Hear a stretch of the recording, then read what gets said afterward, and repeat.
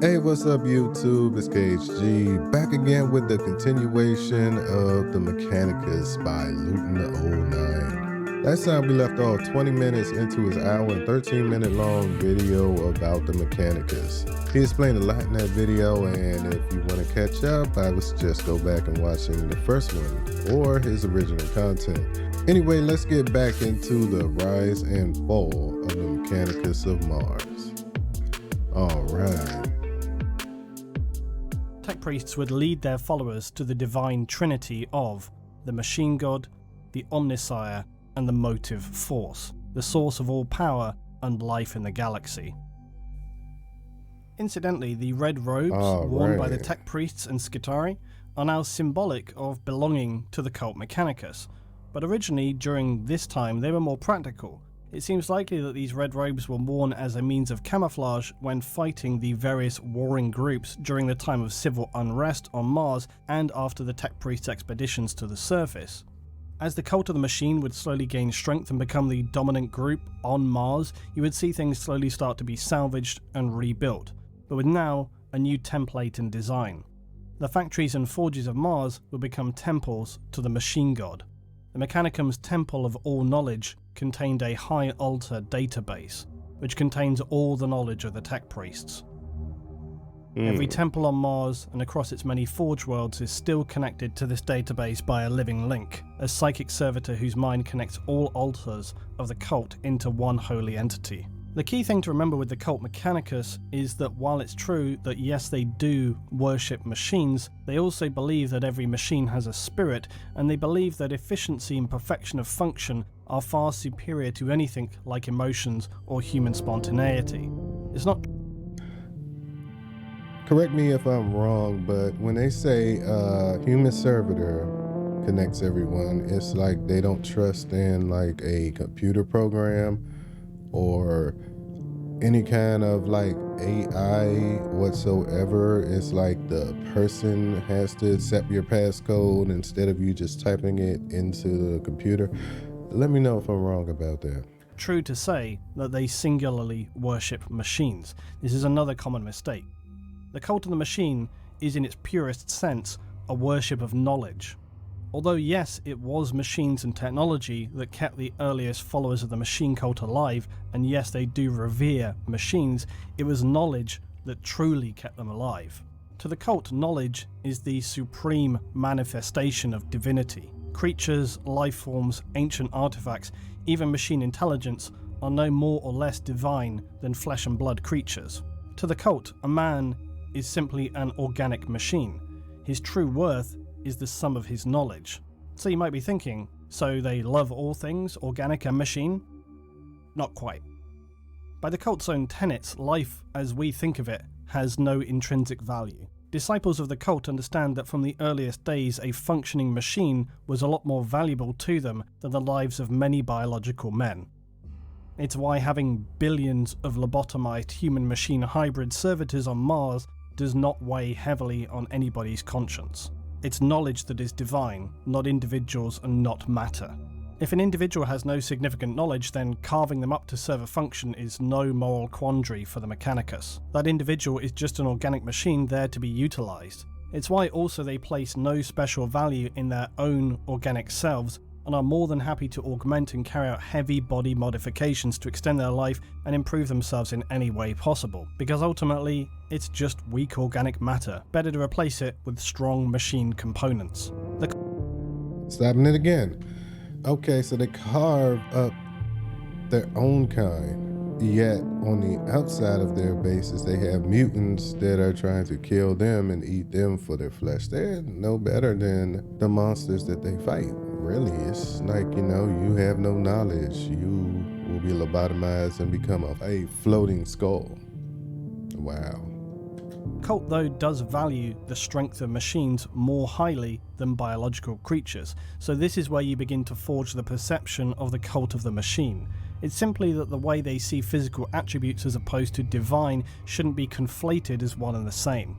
The tech priests and the cult began to see that loss of knowledge was often down to biological physical weaknesses or limitations. This is why they began to replace and augment their own bodies to emulate machine kind. For millennia now, the Mechanicum would rule over Mars, having managed to restore some semblance of order, with its forged cities each under the rule of a high-tech priest collectively being ruled by the Fabricator General. And he is a political leader at this time, but simultaneously the high priest of the cult. But unlike later, Mars at this time would actually also have a parliament, and the Fabricator General acted as more as the head speaker. Now, as we pass into the later period of the Age of Strife, periodically things were now beginning to calm and some travel was possible, albeit for limited periods. The Mechanicum, now having some strength renewed, would use these lulls in the warp storms as an opportunity to begin to send out exploratory missions consisting of Titan legions. Some of these exploratory missions would be lost for all time. Others would reach their destinations but then be cut off from contact, left to establish new forge worlds alone. Fragmented transmissions would sometimes be received by the altar in the Temple of All Knowledge on Mars, where the cult would learn that their new forge worlds had been established or significant technological discoveries had been made.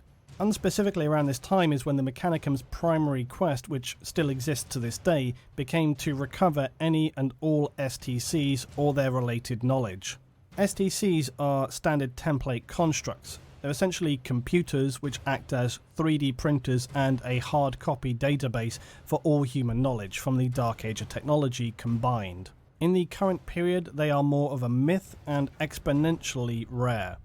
Another section of the goal is to locate STC printouts. These are the hard data sheets that can be used to print new patterns and designs from lost colonies. These can be anything from immense war machines to agricultural tech. STCs, I need to watch a video on them because from what I have heard from this video and other videos, these are like holo printers from the holodeck on Star Trek, you know? This is terrible. Computer, another cup of coffee, black.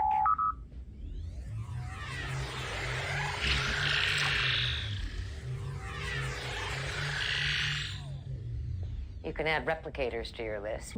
You can print out anything within its database, but it seems like they cannot create them themselves, these STCs. Yeah, that would make them very valuable. STCs were designed to be a font of all knowledge for humanity, and they remain so to the current time, albeit the likelihood of finding an intact STC is ever diminishing. They are so valued that even rumours of an STC fragment is enough for the Mechanicus to launch huge fleets and operations to attempt to locate and recover them. It's worth noting also that humanity are not the only ones who hunt STCs, given their immense and advanced database of knowledge. Even the enemies of humanity will attempt to secure STC data if the opportunity presents itself, and they are well aware of their existence and what they represent. So the Mechanicum was launching these expeditions, and many, through literal restriction by the warp, were more localized and would end up clashing with the warring tribes on Terra. There was still much abandoned advanced technology from the Dark Age of technology on Terra, and the Mechanicum wanted to collect and utilize it. This somewhat state of skirmishing war would continue until the late period of M30, when the Emperor won victory in the Unification Wars and would then travel to Mars. Then though, we come to the Machine God, Omnissiah, and Machine Spirit. What is the Machine God? So we're back to some terms here that can get a bit vague and confusing. So again, for clarity, let's try and break it down. Now, when it comes to the Machine God, the simplest way to think about it in terms of a literal representation is to just think of it like a god that you know. So for generic analogy's sake, let's take the common Christian stereotype: white hair, white beard, angry chap, calm down later. Like that, but not that. We're just thinking of the Machine God in the same sense of that as a being. The Mechanicus believe the Machine God to have given rise to all technologies and enabled them through his chosen men across mankind, hence again the worship of knowledge. There are though some disturbing speculations that the Machine God, which some tech priests believe is actually even now housed deep within Mars, is in actuality not a benevolent god, but a fragment of a Catan known to the Eldar as Magladroth, the Void Dragon. If you forget what Catan are, they are the world-ending godlike creatures previously worshipped by the Necrons. Magladroth is a figure of wanton destruction and oblivion, one of the most powerful of all the star gods. It would literally eat stars and enabled its warriors to be near invincible. The key thing is that eventually Magladroth, the Void Dragon, would be shattered by the Necrons who rebelled against the C'tan into shards. And while these shards are only small I was about to get into the Tau next, but I think I need to get into the Necrons. What do y'all think? Leave your thoughts in the comments. Necrons or Tau next? fragments of a whole C'tan, they are still unimaginably dangerous. Now, how can we know of this outlandish tale that is so far out of the realm of time?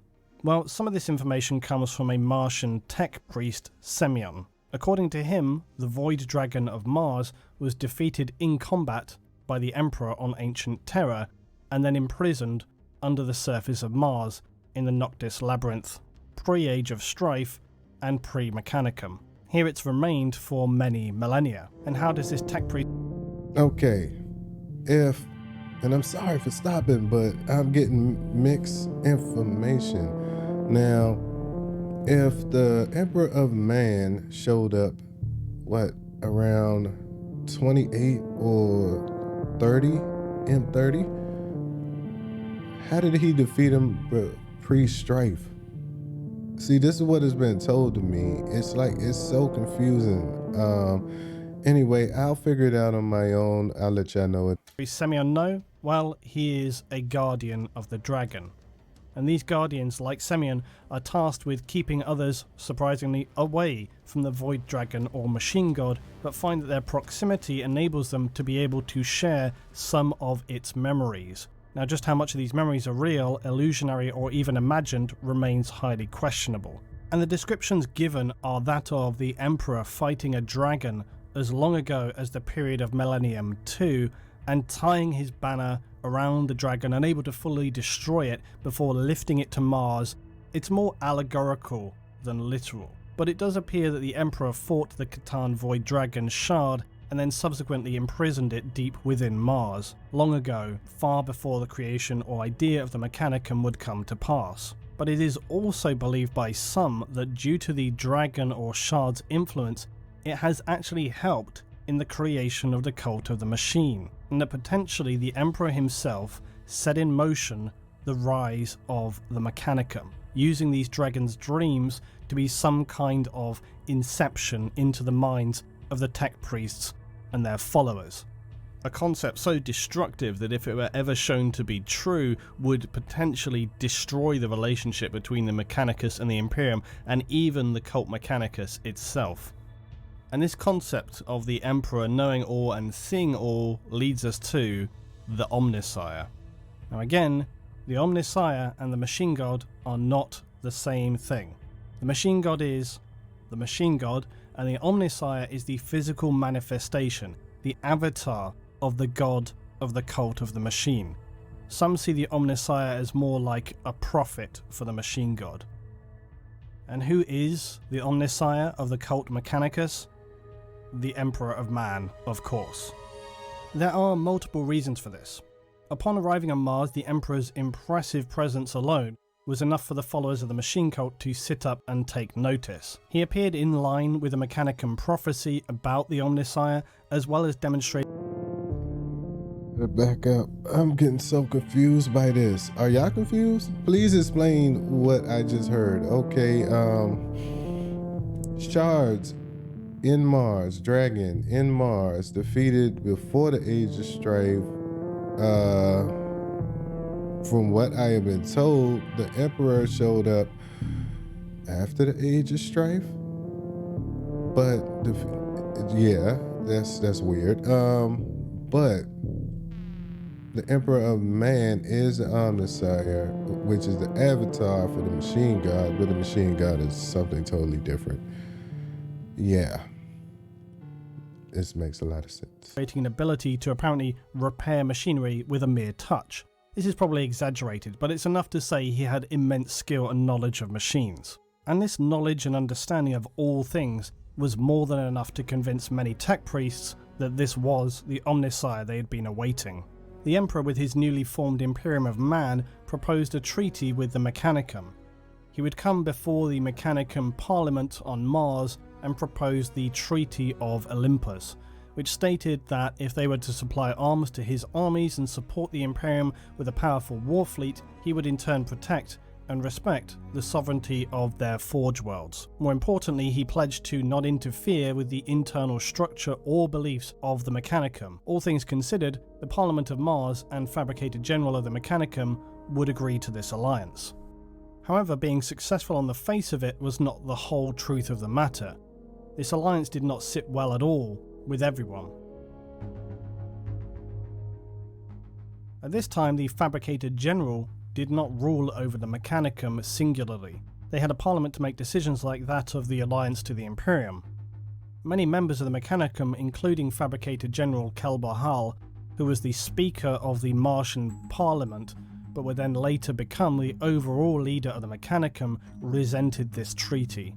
He was deeply distrustful of the Emperor and instead saw him as a false prophet, who had then essentially subordinated the Mechanicum under the Imperium. He feared that the Emperor and his vast forces of Astartes would strip away Mars's autonomy and amalgamate them into the workings and beliefs of the Imperium, which, remember, at this time was entirely secular, a direct clash with everything that Mechanicum had come to believe. So Mars at this time would now become the centre of production for the Imperium of Man. The Great Crusade had begun, and the Emperor's mission to reunite the lost colonies of humanity was well underway. The immense Forge World of Mars would now begin producing the ships, arms and armour required by the Imperium, and the Crusade would also, as the Emperor promised, locate and reunite the lost Forge Worlds of the Mechanicum. Forge and Night Worlds would again be discovered, and new Forge Worlds are established near mineral-rich planets, all pushed to maximum production rates. One such example of the many reunited Forge Worlds is Vos Prime. On arriving here, the Crusade fleets found Vos Prime to be modelled unsurprisingly after the Forge World of Mars. Vos was found to be highly efficient and capable in turning out armaments for the Imperium, having located and made use of element-rich nearby asteroid fields.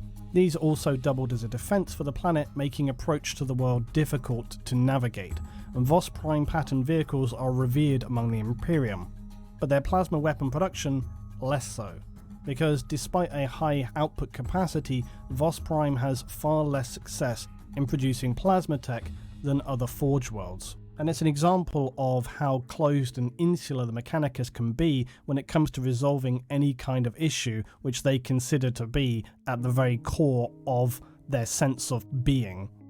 The Mechanicum will begin to use its influence to retain exclusive trading rights with many of these worlds, including the Night Worlds. Tech priests refer to the Crusade as the time of great expansion, as many Night Worlds are reunited with Mars during this time. All seem to be going well.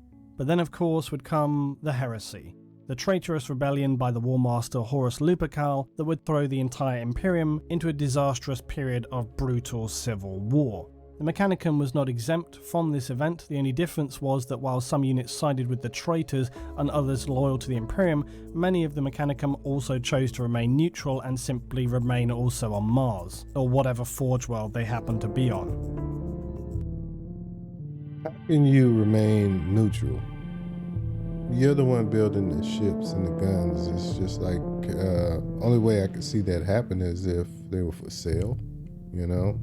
Customer is a customer, whichever side wins, basically making them arms dealers. But let's see what he has to say about that.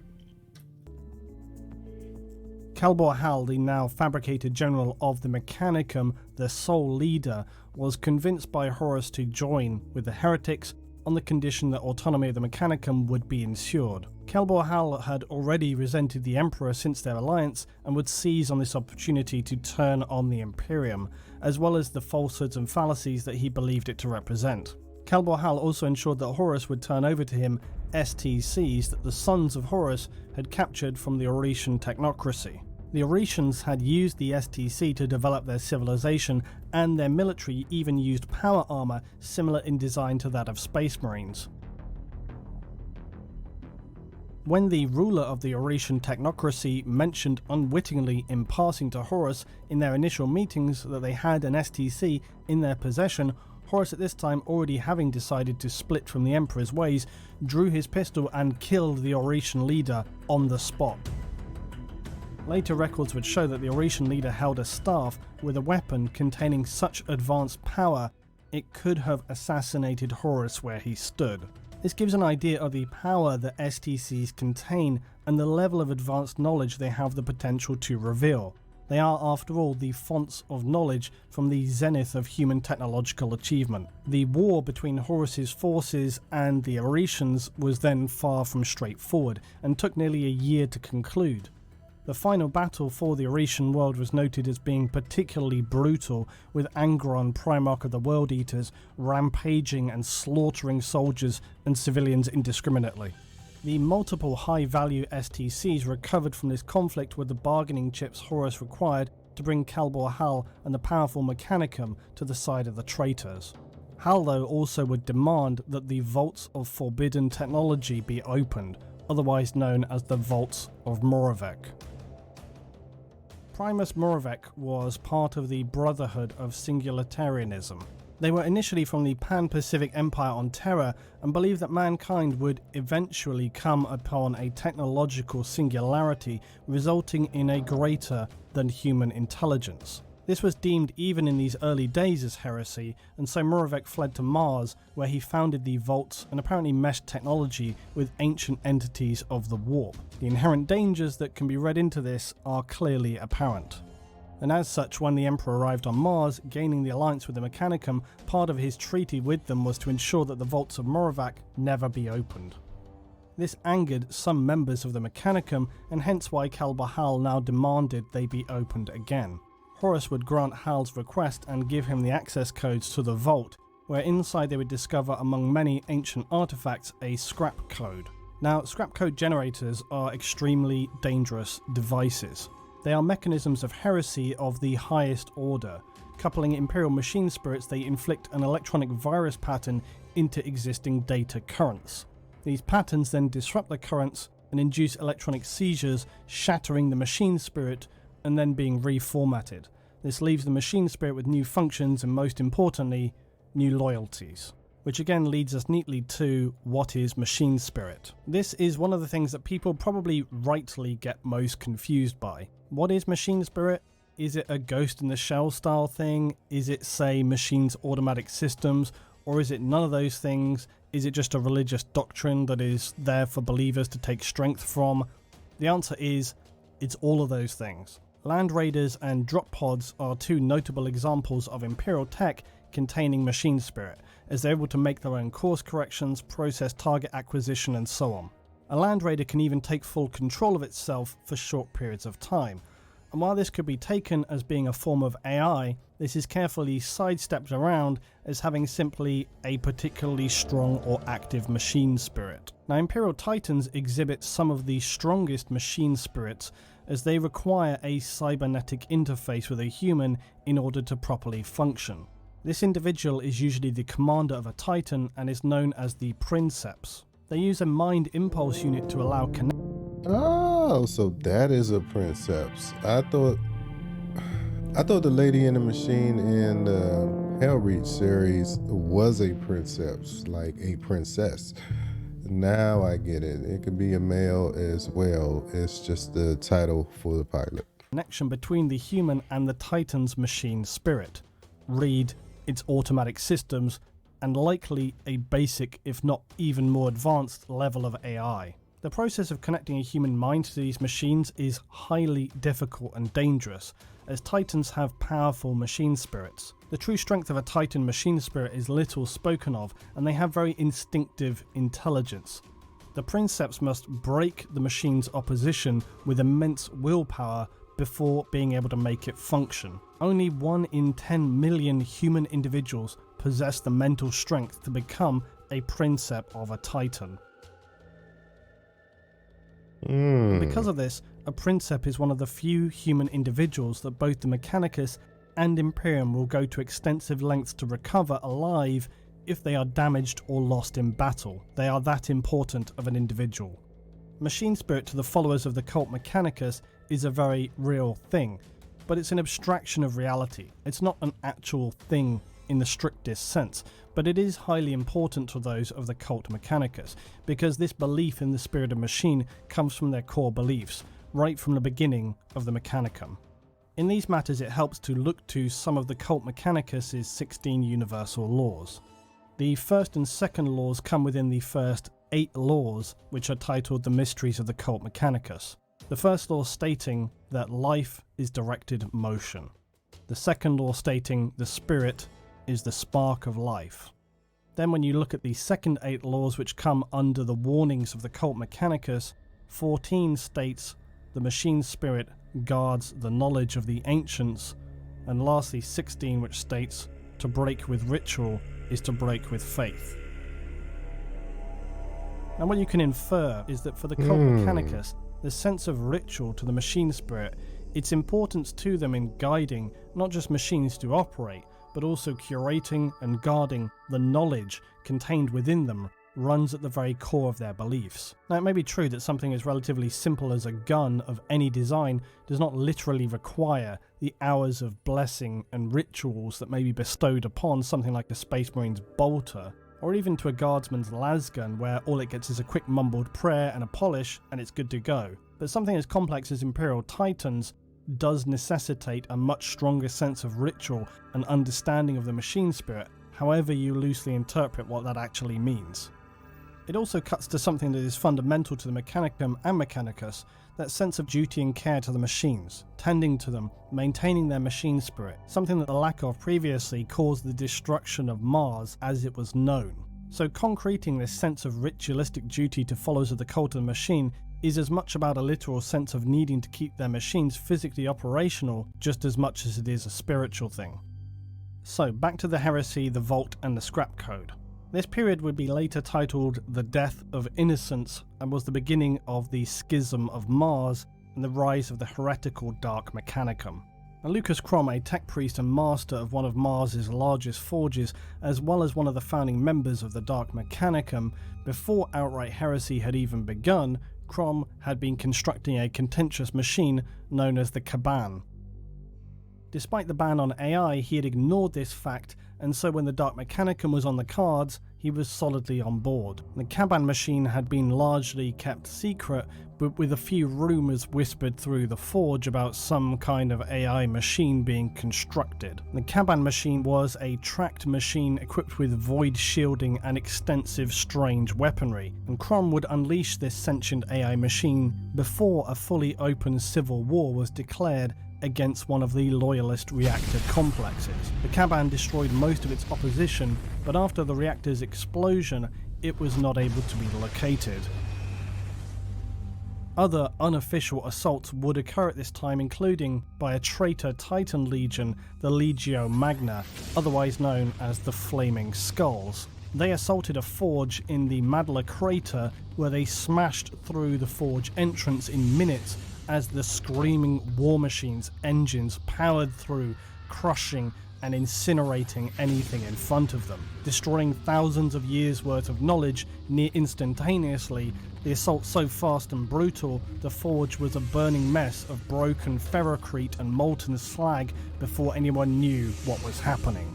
The Caban machine was later to be discovered by a cargo hauler who was then killed when Crom asserted it belonged to him and ordered the Caban to obey his commands, which now included seeking to execute one Dahlia Cythera, a young Terran girl who would become part of a plan to draw knowledge from the warp itself.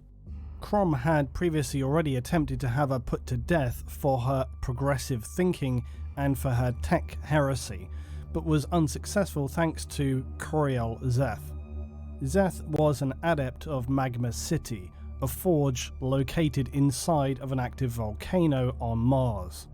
Zeth was an interesting figure because while at face value was a loyal disciple of the machine god, she inwardly did not believe and was more dedicated to the pure acquisition of knowledge. To that end, Zeth had been seeking access to the Akashic, a source within the warp that required immense psychic energy poured into an empath to access it. Zeth believed that if this could be accessed, it could enable them to collect the sum total of all knowledge in the universe.